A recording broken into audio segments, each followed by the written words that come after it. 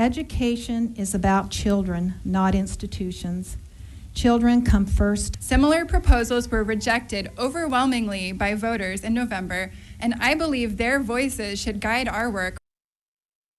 As the superintendent there mentioned, voters shot down a proposal to expand school vouchers in Arizona last fall. But tonight, a Senate committee passed a pair of bills which critics say would go against what the voters chose. Sean McLaughlin here on set tonight and seen nearly 4 hours of testimony before that vote tonight. And they're still hearing testimony on other bills, but let's focus on the school voucher bill itself. In fact, this was a very long debate in the Senate Finance Committee. They ended up passing two Republican-backed bills. One would change which students are eligible for the so-called school vouchers, and the other would change who controls them. The state school voucher program, it's also known as the Empowerment Scholarship Accounts, ESAs for short, lets parents send their kids to private schools with taxpayer money. Right now, it's open to students with special needs or who are in foster care, live on reservations, or if they attend failing schools. Well, Senate Bill 1396, they would expand the voucher program, making it so any student who lives within the boundary of a failing school or district would be eligible for a voucher. The bill's sponsor, State Senator Sylvia Allen, says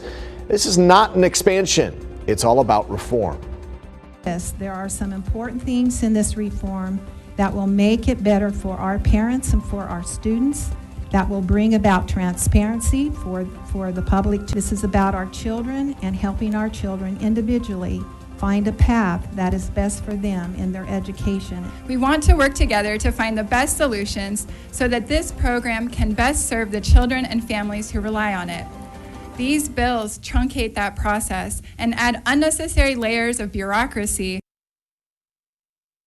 Now, that was State Superintendent Kathy Hoffman. She was speaking out against the bills at today's hearing. She says her office actually just hired a new voucher director and created a task force to work with other agencies like the governor's office and the treasurer to figure out how to best manage the program. But the second bill that took testimony today would take away the superintendent's power to oversee these vouchers. We're talking about Senate Bill 1320. It would give Republican State Senator Kimberly Yee, seen here, who is a longtime supporter of school vouchers, authority of how that voucher money is spent. Now, these bills only pass the Senate Finance Committee. Jared, they have to pass the Rules Committee. That's kind of a formality before going to a full Senate vote. So expect more controversy with these two school voucher bills, especially following last November's pretty much big defeat of Prop 305. I'm trying to think. It was about 65%, right? It was a resounding defeat. A resounding defeat, yeah. Sean, thanks so much. And a big crowd there tonight at the Capitol. Thanks.